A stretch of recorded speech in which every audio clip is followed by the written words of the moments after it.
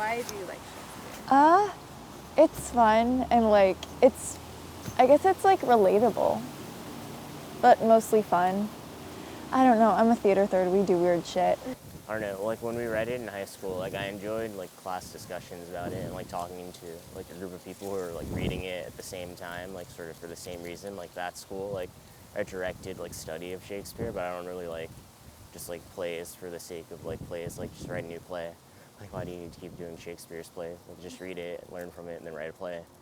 His language is still relevant. Can I just Yeah. say, like, he invented so many words we still use. Yeah. So, Also, I feel like he's the grandfather of like penis jokes, and I feel like that's definitely still within our culture, Yes. and probably will be for a while. I don't hate Shakespeare, but I would say people would hate him because of the language, especially now in the modern days.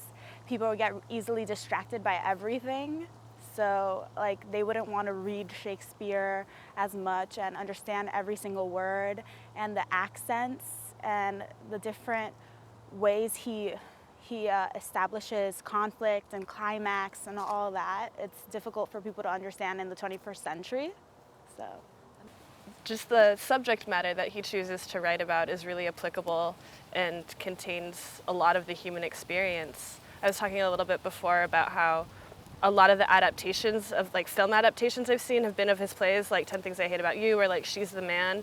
So just like, and even like Romeo and Juliet is like the greatest love story of all time, you know? It's just these things that people feel like really apply to them and like their lives and what it means to be human. And still does, even all of these hundreds of years later. Nowadays, it's become, you know, who owns Shakespeare has become the sort of upper class and upper middle class, sort of creating this sort of inaccessibility for it, which was not sort of the intention in its origin, but over time we've sort of romanticized the past, and by giving it that value, it then becomes a commodity, so then it's only available to those who can afford it.